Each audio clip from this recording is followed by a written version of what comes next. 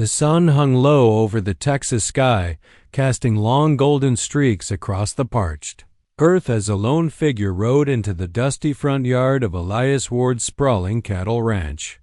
She was small in the saddle, with a tattered hat pulled low and boots so worn they'd long stopped keeping dust out. The girl didn't speak when she dismounted, just tied her horse with quiet confidence and walked toward the porch where the Baron stood, his arms crossed, his expression guarded. Baron Elias Ward was known for three things: his fortune, his temper, and the fact that no one dared call him Baron to his face.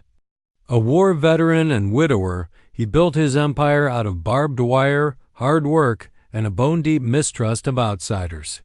And yet, there was something in the way this young stranger carried herself, her spine straight despite exhaustion, her eyes steady despite the odds, that made him pause. She introduced herself simply. "Name's Cassie Quinn. I heard you were hiring for cattle hands." Elias looked her over once. Slim build, barely over 20, clothes 2 sizes too big. No gloves, no saddlebags, no family name worth noting. She was everything a ranch hand shouldn't be: female, young, and alone. "We got no use for a lady out here," he muttered, already turning back toward the house. "I ain't a lady, sir," Cassie said, her voice flat. "I'm a rider. And I'm hungry." Elias stopped at the door. He'd seen desperate men before, farm boys and ex-soldiers with eyes full of need. But something about this girl was different. Not begging, not pleading, just honest. "You can shovel stalls," he finally said. "Pays $2 a day. Don't touch the horses unless you're told. And if you can't keep up, ride out." Cassie nodded once. Fair deal. The ranch hands didn't take kindly to her arrival. Play Dorsey, the biggest of the bunch, laughed so hard he nearly fell into the feed trough when he saw her rolling up her sleeves. "Didn't know we were hiring dollies for decoration," he sneered. Cassie didn't answer. She just picked up the muck rake and started cleaning stalls. The first week was brutal. Days began before sunrise and didn't end until the moon was high. The men gave her the worst chores: branding duty with no water breaks, hauling feed in the hottest sun, clearing the back pasture alone. She did it all without complaint. Her hands blistered, her back ached, but she never once fell behind.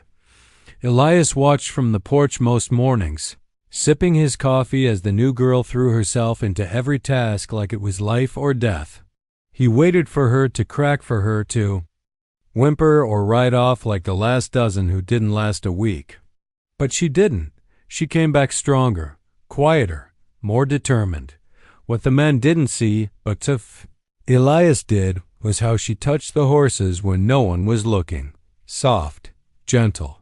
She whispered to them like old friends, rubbed their noses and untangled their manes. One skittish colt, mean as a snake and unbroken for months, let her stroke its neck without flinching. Elias made a note to keep an eye on her. Late one evening, Cassie sat on the edge of the corral, watching the sunset bleed across the plains. She looked peaceful, almost childlike, but her fingers were scarred and her eyes carried shadows far older than her years. "Where'd you learn to ride?" Elias asked, stepping up beside her. She didn't look at him. "Everywhere." "That so?" "My daddy rode with wild men down in Arizona," she said softly. "Taught me to ride bareback before I could read." Elias nodded slowly. "What happened to him?" She hesitated. "He died chasing something he was never going to catch." Silence stretched between them. The air smelled of sweat and saddle leather, of dust and fading light. Elias didn't ask more. He respected silence. "And secrets. I don't know what you're running from, girl," he finally said, "but you ride like you're running toward something." Cassie turned to him then, and for the first time since arriving, smiled. Just a flicker. "Maybe I am." The next morning, she was up before anyone else, already saddling a horse before the roosters crowed. She was done waiting to be taken seriously, And though no one knew it yet, Cassie Quinn wasn't there to survive the ranch. She was there to conquer it. Cassie Quinn's second week on the Ward Ranch was worse than the first, not because the work was harder, but because the men had turned. Where before they'd laughed and dismissed her, now they watched her with cold eyes and tight jaws. She'd proven she could keep up, and that made her a threat. Clay Dorsey, the towering ranch hand with the scar down his cheek, took it personally. He'd always been top dog on the ranch, first to break a Mustang, first to lasso a steer, and the Baron's quiet favorite when things got rough. Now some dusty slip of a girl had shown up and made him look slow, soft and obsolete. One morning, as Cassie led a stubborn heifer into the branding pen, Clay accidentally let the gate swing shut on her fingers. She didn't yell, just gritted her teeth and kept pushing. By noon, the knuckles on her left hand were black with bruises. That night, Clay grinned as he passed her at the bunkhouse fire. "You sure you ain't lost, sweetheart? Might be a dollhouse down the road more your speed." Cassie didn't look up from whittling her stick. "You sure you ain't scared, Clay? 'Cause every time I ride, you go awful quiet." The other men chuckled, but Clay didn't laugh. His pride was a raw nerve now, and Cassie had just stepped on it. The Baron had noticed everything. Elias Ward wasn't the kind of man to speak unless it mattered, but his silence didn't mean ignorance. He watched from the porch each morning as the hand saddled up, and he saw how Cassie tied her cinch faster than most. He watched her rope stray calves with hands still wrapped in bandages. He saw how the horses, especially the broken ones, responded to her voice like it was gospel. But more than that, he noticed her eyes, quiet, focused, always measuring the next step. Elias had known soldiers like her, people who walked with the weight of past sins and didn't ask for forgiveness, only a chance to earn it. He respected that. 3 days later, the temperature hit near 100 degrees. The ranch hands were ordered to clear a rocky stretch of pasture overgrown with mesquite. It was hard, back-breaking work, digging out roots, burning brush, keeping an eye for snakes. Cassie didn't complain. Though sweat soaked through her shirt and her injured hand throbbed with every swing of the axe. Around midday, Clay accidentally threw a branch her way, catching her shoulder and nearly knocking her into a cactus patch. She stumbled but didn't fall. Elias had seen enough that evening. As the crew dragged in from the field, Elias called Cassie aside. She stood near the corral, dust-streaked and stiff, blinking against the setting sun. "You looking to prove something?" he asked without preamble. Cassie didn't flinch. "Only that I belong here. You already did." He nodded toward the bunkhouse. "But they ain't ready to admit it. Not yet," she shrugged. "I've been earning my place my whole life. They'll come around. Or they won't. I'll still ride." He paused, then asked, "You ever compete?" Cassie squinted. "Rodeo?" "Better. There's a saddle contest coming up at the county fair. Riders from all over. Bronc breaking, barrel racing, obstacle course. Winner gets cash and the kind of respect you can't buy." She blinked, wary. "You want me to enter?" "No, I want you to win." Cassie stared at him, unsure if this was a test or a setup. "You know they'll hate me even more if I do," she said. "They already do. Might as well give 'em a good reason." The Baron turned to leave, then stopped. "You ride better than any man I've seen in 10 years. Let's see what happens when the county sees it, too." Cassie watched him go, the weight of his words settling over her like dust after a stampede. That night, in the moonlight behind the stables, she practiced. She saddled a half-wild colt, mounted bareback, and rode it until both their lungs burned. She leapt barrels she'd stacked herself, lassoed fence posts from full gallop, and whispered to the wind like it was the only friend she had left. By dawn, her muscles ached, her hands bled, and the bruises on her shoulder had turned a deep purple. But her heart? Her heart burned with something new. Not just survival, not just stubbornness, something close to purpose. The third week on the Ward Ranch didn't begin with sun or cattle. It began with a scream. Cassie woke to the distant, panicked bellow of steers and the pounding of hooves that didn't belong. The bunkhouse was dark, and the other hands were still asleep or pretending to be. She threw on her boots and bolted out the door. From the rise above the pasture, she saw shadows moving fast along the fence line. Riders, 3 of them at least. Rustlers. They were driving a group of yearlings out through the Tia North Trail, the one with the busted gate. No alarms, no shots. Just quick, silent theft under the cover of night. She turned toward the house where the Baron slept, then toward the other bunkhouses where the men were now slowly stirring. But none of them were moving fast enough.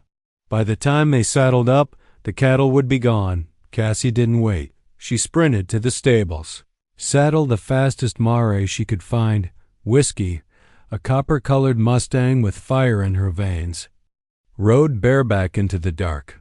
The night wind howled through the canyons as Cassie gave chase. The rustlers rode hard, but they didn't know the land like she did. In her short time at the ranch, she'd memorized every trail, every dip, every shortcut. She veered off the main trail, taking a narrow path through Devil's Hollow, a risky route filled with sharp rocks and twisted trees. She ducked low, guiding Whiskey with nothing but her knees and breath.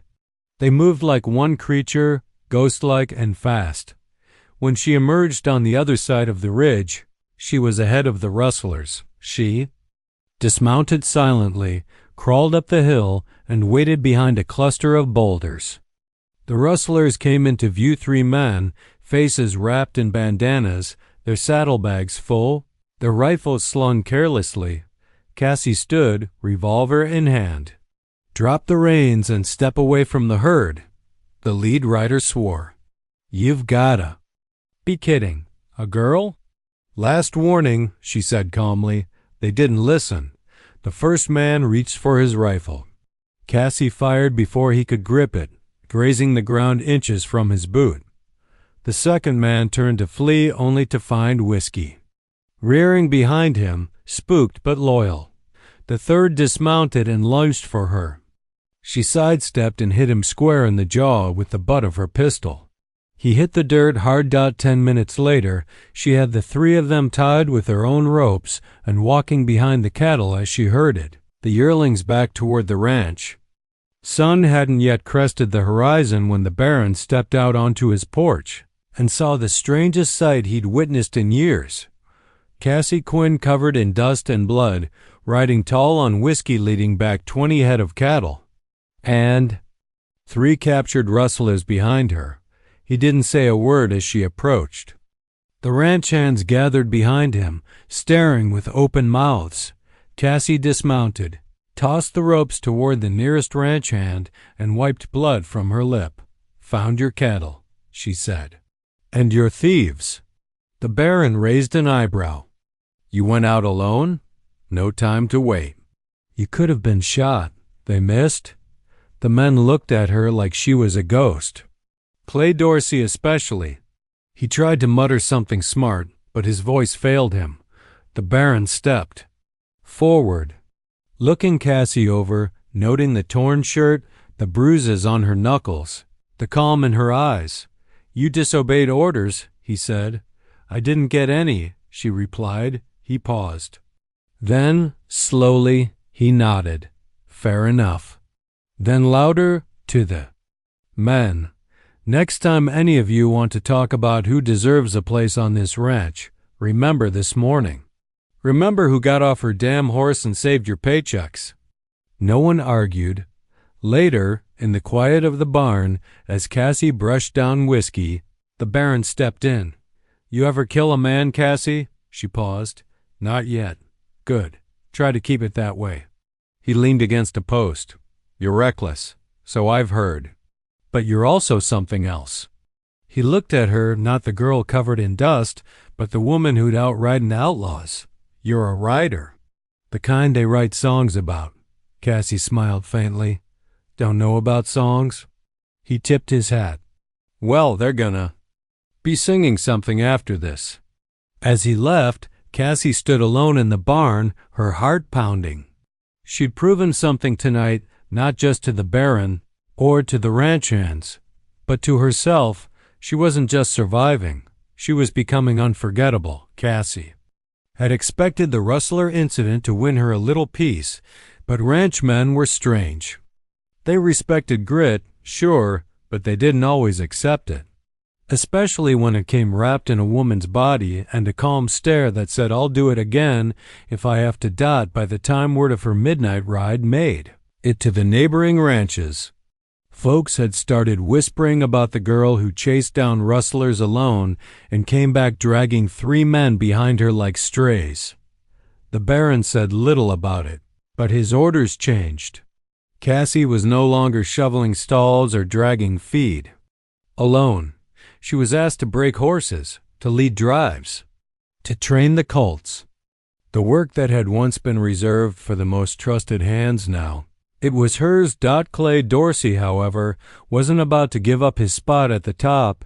It came to a head one blazing afternoon as the men gathered around the corral, watching Cassie work a young bronc named Iron Joe, mean, wiry stallion with a reputation for throwing anyone dumb enough to saddle him.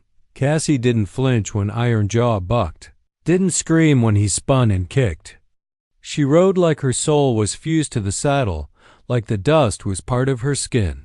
Even when the colt finally calmed, sweating and snorting beneath her, she didn't smile. She just slid off, patted his neck, and walked out like it was nothing. Men stared in stunned silence. Then Clay tossed down his coffee tin and spat. That's enough showboating, he growled. You think sitting a few bucks makes you top hand around here? Cassie turned slowly, wiping sweat from her brow. You think you can do better, Clay? His jaw tensed. Let's settle it proper. The Baron, standing on the porch with arms crossed, narrowed his eyes. What exactly are you proposing? A saddle challenge, Clay said, loud enough for everyone to hear. 3 events: bronc busting, barrel racing, and a full course run across the South Range. Best rider wins. Wins what? Cassie asked. Clay smirked. Respect. And the loser muck stalls for a month. The ranch hands chuckled nervously. A challenge like. This hadn't happened in years. It was how pride got settled in the old days, when fists weren't enough and riding was the only language that counted.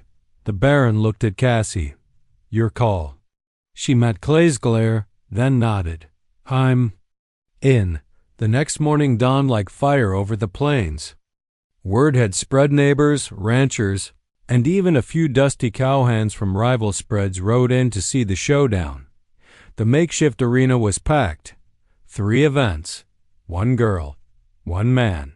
The whole ranch watching. First, bronc busting. Clay mounted a black beast named Ghost, who nearly threw him through the rails. But Clay held on, barely, muscles straining as he rode the full 8 seconds. Then came Cassie. She picked a tall, wild Mustang named Bandit, known for tearing saddles off with his teeth. She rode without blinking, letting the wild energy of the animal fuse with her own. When Bandit kicked high and twisted midair, she leaned with him, one hand in the air like it was a dance. She didn't just stay on. She made it look effortless. Crowd roared. 1 point for Cassie. Next, barrel racing. Clay took off like a shot, skimming the barrel's close, kicking up dust in tight turns. His time was sharp, fast enough to win any local rodeo.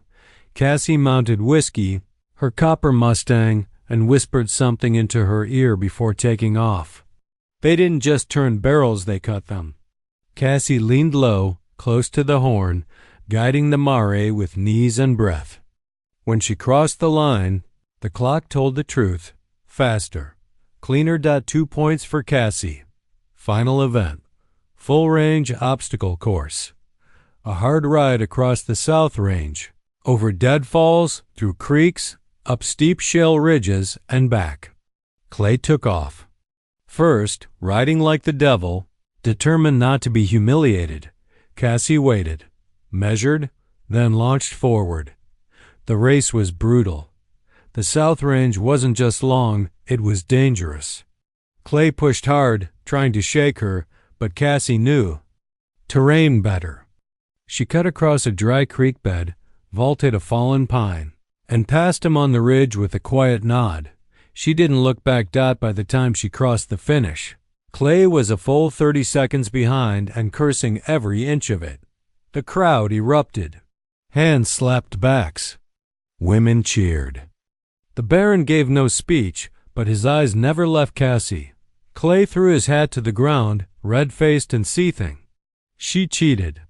That shortcut's not part of the shortcut's part of the land, Cassie cut in. And I reckon we're riding real country, not a parade circle. The Baron finally stepped forward. No one cheated, he said. She beat you fair. And the deal was clear. Clay didn't argue. He just nodded tightly and walked off toward the barn, already thinking about the stalls he'd be mucking for the next 4 weeks. That evening, Cassie sat alone at the edge of the property, looking out at the open land. She wasn't smiling.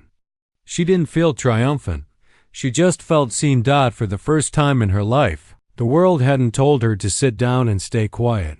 For once, she was heard in the only way that mattered out here. She'd ridden her way into their respect. Deep down, she knew something else was happening. The Baron's eyes were changing.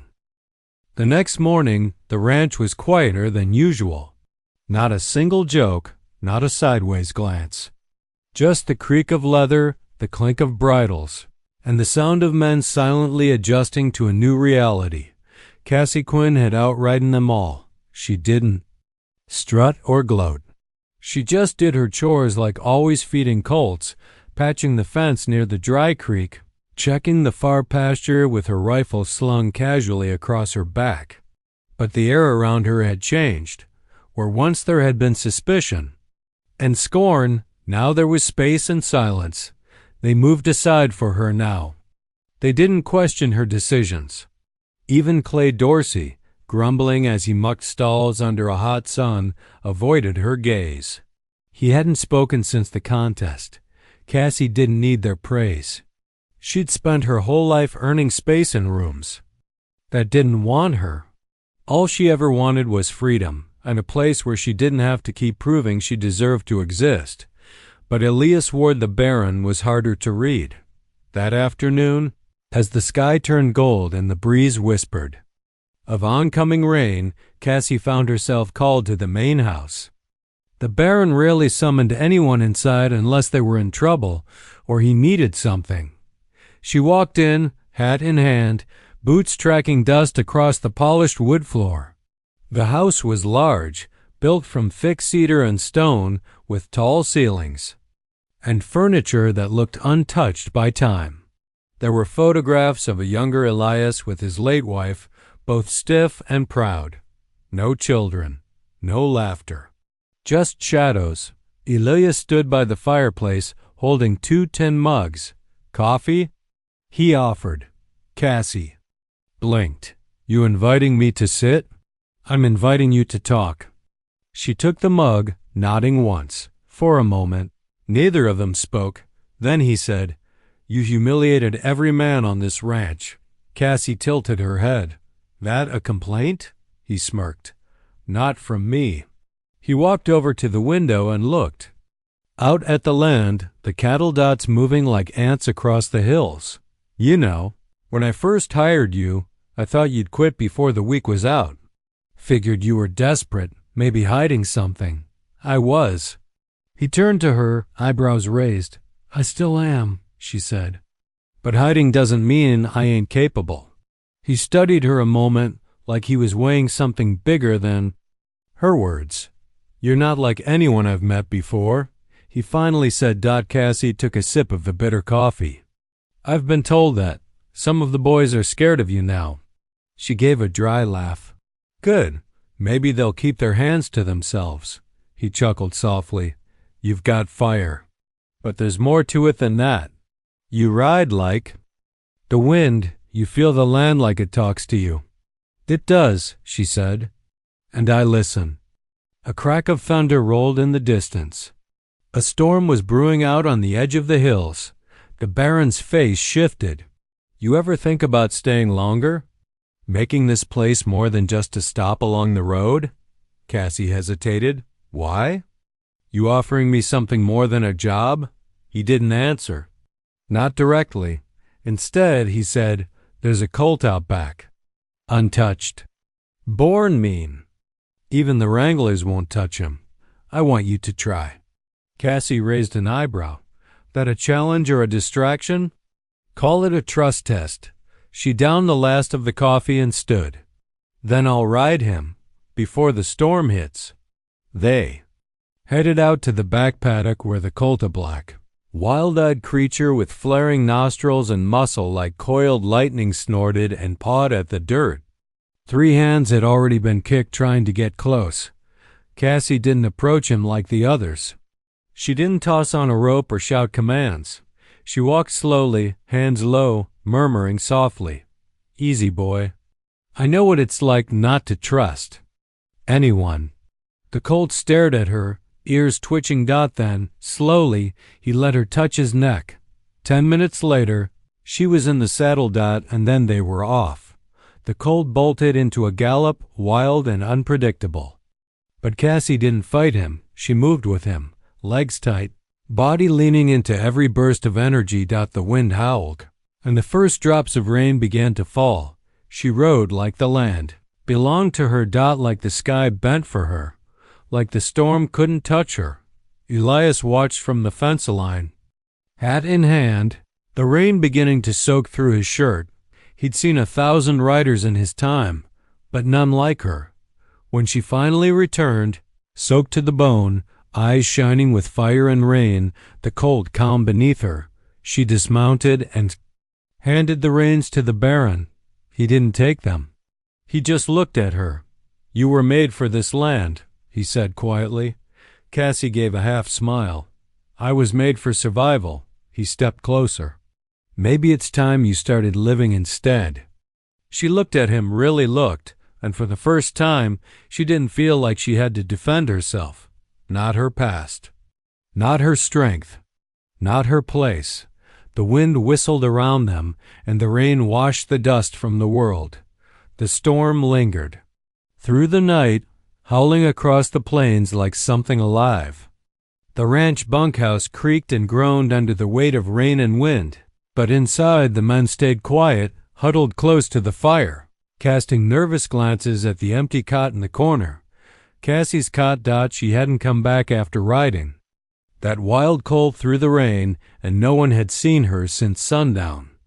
Normally, the men would have scoffed or assumed she was off brooding, but things had changed. Now they were worried not that she'd gotten hurt, but that she might be gone. They didn't know she was in the barn curled up beside Whiskey, drying. Off under a saddle blanket, her heart pounding for reasons that had nothing to do with the colt. Cassie hadn't slept. Not really. She kept thinking about what the Baron had said. Maybe it's time you started living instead. Nobody had ever said something like that to her before. Not in a way that felt like they meant it, and definitely not a man like Elias Ward. But the problem was Cassie wasn't just a ranch hand with a gift for horses. She wasn't even just a girl running from a hard past. She was a fugitive. Her last name wasn't Quinn. Her father wasn't a simple outlaw.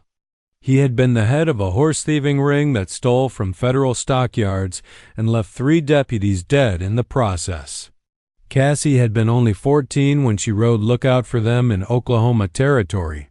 She never fired a shot, never took a life, but she rode that night, and the law didn't forget. Just before sunrise, a commotion broke out in the east pasture. A ranch hand came shouting up to the main house. The Baron stepped out, rifle in hand, his face pale in the cold light.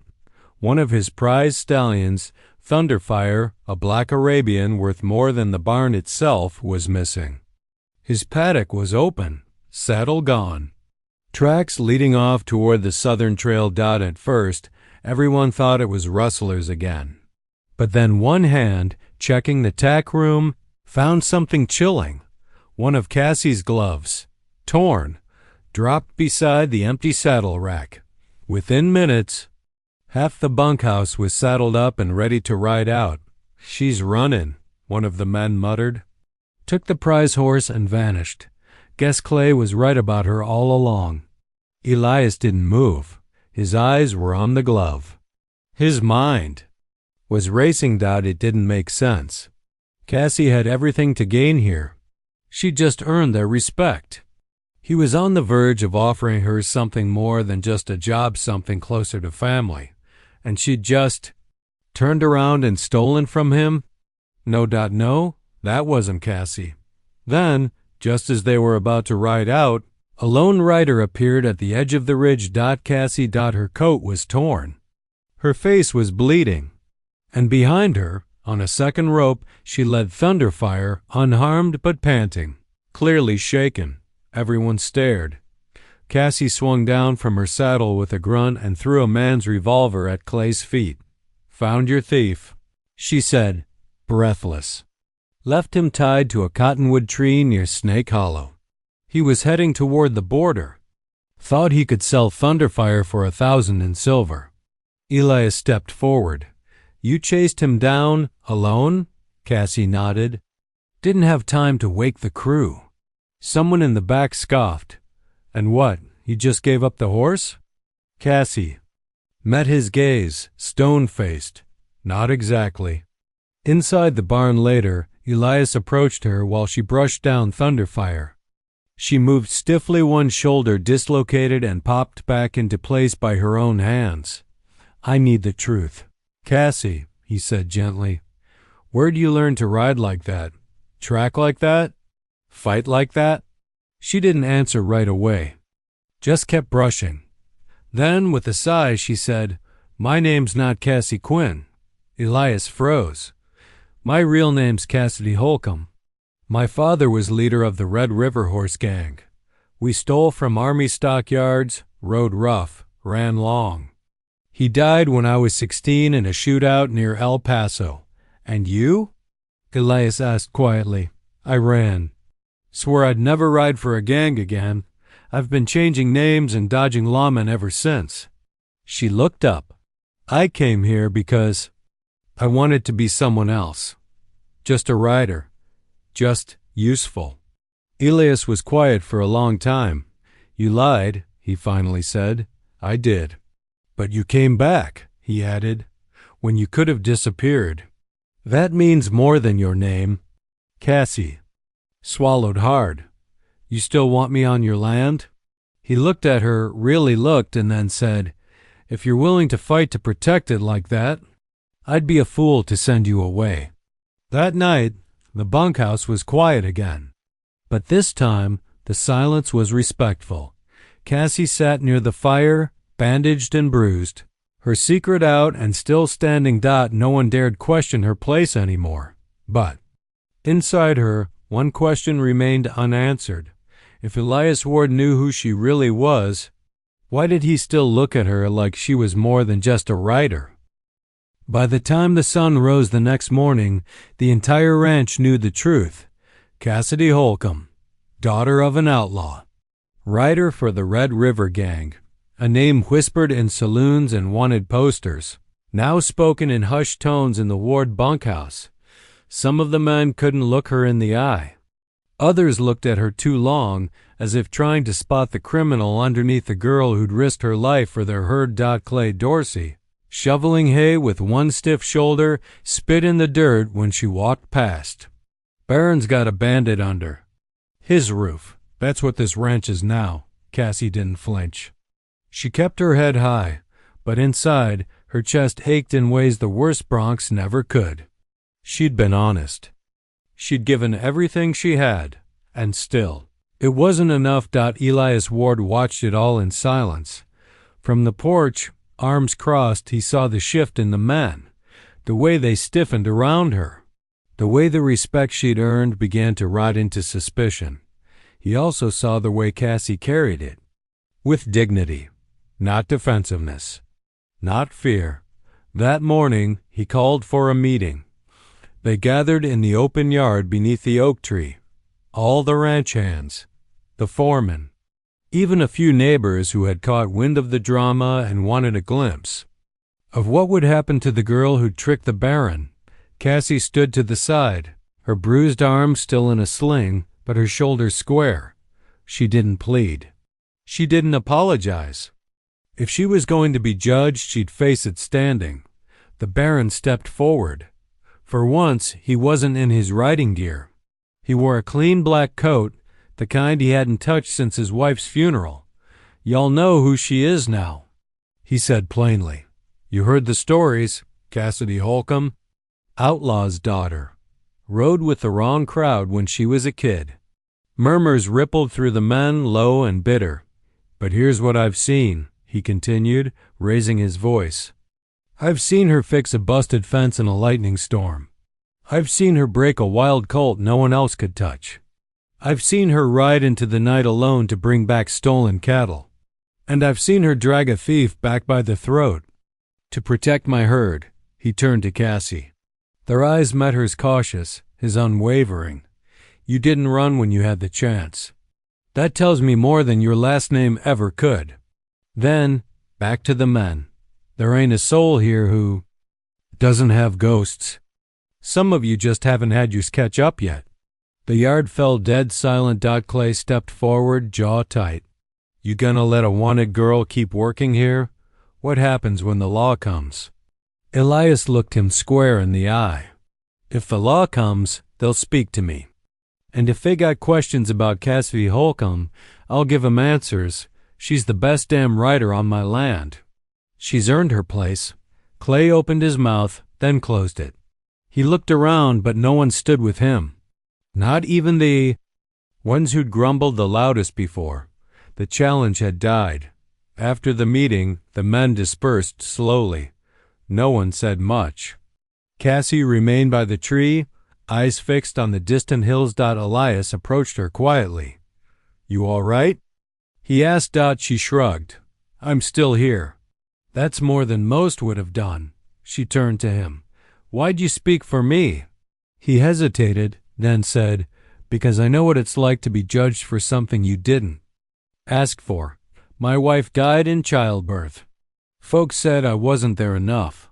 Said I cared more about land and family. That guilt stayed with me for 10 years. He looked at her, really looked. "We don't choose how we start, only how we end." Cassie's throat tightened. "You think I'll ever outrun it?" "No," he said honestly. "But I think you'll ride through it. And I think you'll come out stronger than all of us." Then, gently, "You got a home here, Cassidy, if you want it." For a second, she couldn't speak. The walls she'd held for years built with silence, fear, and rage cracked just a little. "I want it," she whispered. That night, for the first time in years, Cassie sat with the others at supper. No longer the outsider. Not completely accepted, but no longer a stranger. A man handed her a plate. Another passed the bread without comment. Clay sat at the far end of the table, saying nothing, but Elias sat beside her. And in his quiet presence, she felt something she never thought she'd feel again, belonging. For 3 peaceful weeks, the Ward Ranch ran smoother than ever. Calves were healthy, fences held strong, and the riders stopped second-guessing orders that came from Cassie. Her past still hung in the air, but the work spoke louder. Every dawn ride, every successful branding, every storm she rode through carved her deeper into the life she was building. But peace on the plains never lasted. It came in the form of 2 lawmen on a tired gray horse and a bay mule, dusty, polite, and armed with warrants. They arrived just past noon, tipping their hats at the cookhouse and asking for the Baron by name. Cassie knew something was wrong the moment Elias's foreman walked up with a pale face and mumbled, "Visitors." At the front gate, Federal. She didn't run. She didn't even move. Instead, she wiped her hands on a rag, untied her braid, and walked straight to the porch. The lawman stood as Elias emerged. One was older, with silver at his temples and a face carved by sun and time. The other was younger, sharper, the kind of man who still believed the law was clean and justice was easy. "We're looking for Cassidy Holcomb," the younger one said. "Warren says she was part of a horse theft ring across Oklahoma territory. Unresolved since 1878. Cassie stepped up beside Elias before he could speak. "That's me," she said. The younger lawman raised an eyebrow. "You admitting it?" "I rode for the Red River Gang when I was a kid. I never stole a thing, never carried a gun. But yes, I was there. I ran when my father was killed. I've been running ever since." The older lawman squinted at her. "You ready to be taken in?" Cassie hesitated. Not because she feared jail. She feared what would be left behind. The barn she helped rebuild. The colts she trained. The trust Elias had just handed her like a precious thing. "I'm ready to." "Said it right," she said. "But I want a chance to explain myself in court." The older one nodded slowly. "Then ride with us to Junction City. Marshall want to speak with you. We ain't putting irons on you, not if you're coming willing." The younger man didn't like that, but the older one's word stood. That evening, as she packed a small satchel in the barn, Elias stepped inside, watching her with that unreadable calm. "You really going with them?" he asked. She nodded. "I've run long enough. You think they'll believe your story?" "I don't know. But even if they don't, I'd rather face it head on than ride with my back always to the past." He stepped closer. "I meant what I said. This place is yours. We'll be waiting." Cassie's hand stilled on the saddle. "You don't owe me that." "No," he said, "but I'm offering it anyway." She turned to him, her voice low. "What if I don't come back?" His jaw flexed. "Then I'll ride every courthouse in the territory until I bring you back myself." The silence between them said more than words ever could.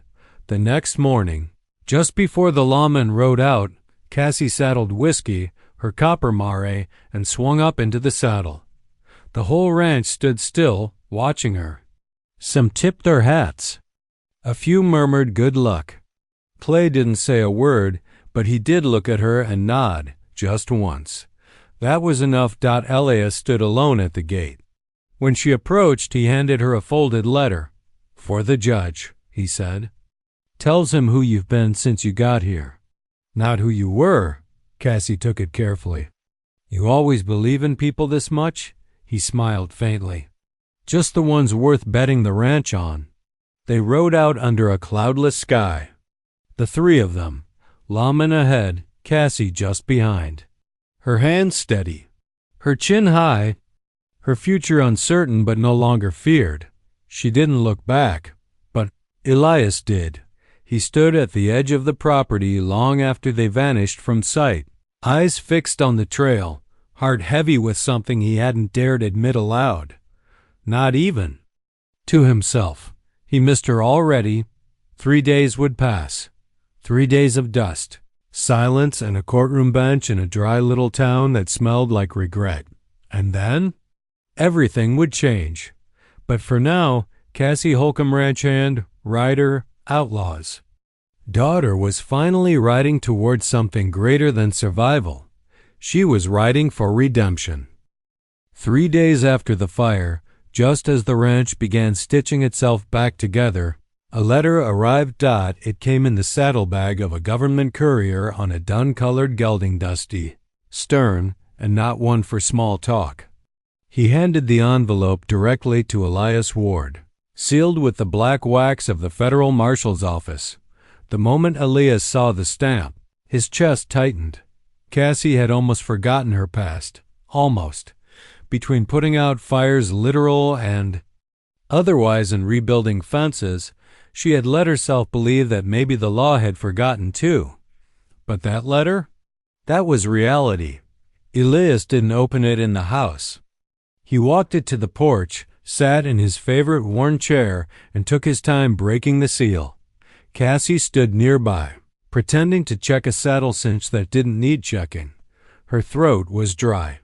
Her hands wouldn't stop shaking. She didn't say a word, but Elias knew she was watching. He read it once, then again, then folded it slowly and looked up.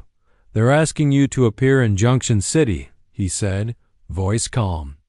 "Tomorrow." Cassie nodded. "Are they arresting me?" "No," he said. "They're giving you a hearing. They want to hear your side. There's a marshal and a judge on circuit. One shot to clear your name or confirm the warrant." She let out a breath she hadn't realized she was holding. "It's not a trick," he added gently. "They could have sent irons if they wanted." Cassie looked him straight in the eye. "I'll go. I have to. I know." That night, Elias sat down at his desk and wrote another letter, this one longer, full of words he didn't say out loud. He included every detail about Cassie's time on the ranch, her bravery, her discipline, the way she'd saved calves from the fire and broken the stallions the others feared, the way she'd changed him. When he sealed that envelope, he added his family seal to the back, because this time he was staking his name on hers. The next morning, Cassie rode out for Junction City alone. Elias had offered to come. So had Billy and Hank. Even Clay muttered, "You want backup, I'll ride behind you." But she declined. This was her road, her shadow, and her reckoning. The ride was long and quiet. She spent most of it turning the Baron's letter over in her saddlebag, wondering if ink could ever outweigh a memory, especially the memories lawmen held tight. The courthouse was nothing more than a 2-story stone box, cracked and faded from years of weather and whiskey-soaked trials. Inside, the judge wore a black vest and half-moon spectacles. The marshal stood tall in the back, arms crossed. The room smelled like dried sweat and old tobacco. They called her name, Cassidy Holcomb. She stood. "I rode with the Red River Gang," she said before anyone could accuse her. "But I was a kid. I never stole a thing. I never shot anyone. When my father died, I disappeared, changed my name. I've been running for a long time, but I'm done running." She paused, then added, "I've worked for Elias Ward for the past 5 months. I've rebuilt fences, saved cattle, helped put out a wildfire. I'm not who I was back then." She pulled a letter from her saddlebag and handed it to the judge. The room went silent as the paper unfolded. Elias's words filled the room like thunder wrapped in quiet dignity. He spoke of her courage, her instinct, her willingness to risk everything for people who didn't know her name.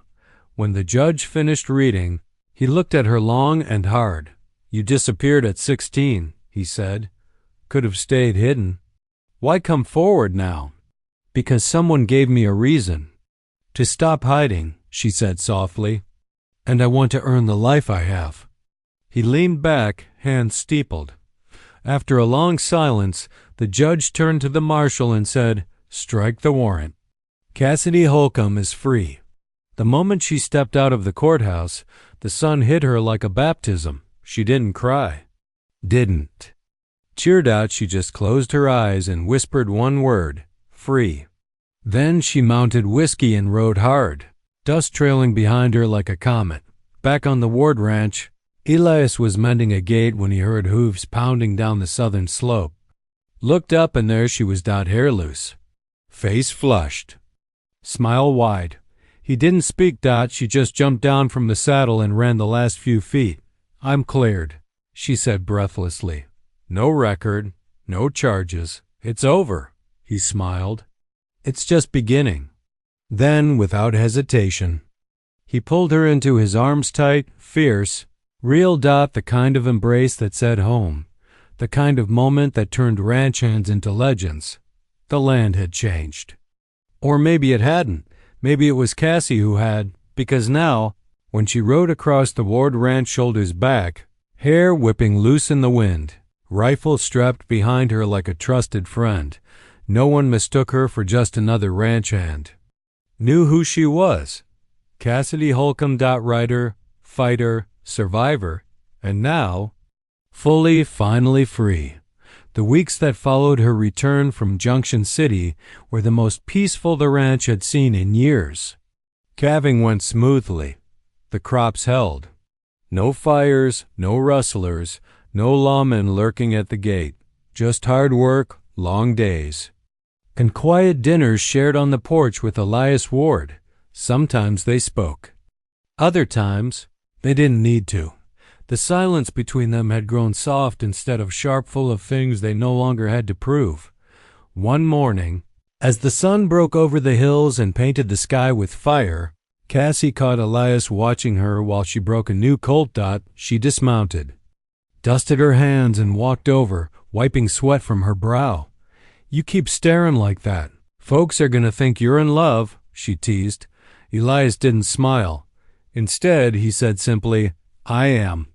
She froze, not out of fear, but out of recognition, of something deep and long building between them that neither dared name until now. "You sure?" she said softly. "I come with scars. So do I. And I won't be easy. I don't want easy." He stepped closer, placing a hand on her shoulder, calloused, steady. "I want real. And you're the most real thing that's ever happened to me." That night, they sat under the stars, side by side on the porch swing. The cattle lowed gently in the distance, and the wind rustled the cottonwoods. "I used to think I wasn't made for staying," Cassie whispered, "like some part of me would always be running. You're not running now." "No," she said. "I'm home." He turned to her. "You ever think about building something more permanent here? Something with your name on it?" She glanced at him, heart pounding. "What are you asking, Elias?" "I'm asking," he said carefully, "if you'll ride beside me, not just as my foreman, but as my wife." Cassie didn't answer right away. She looked out across the land, the hills, the fences, the barn she'd rebuilt with her own hands.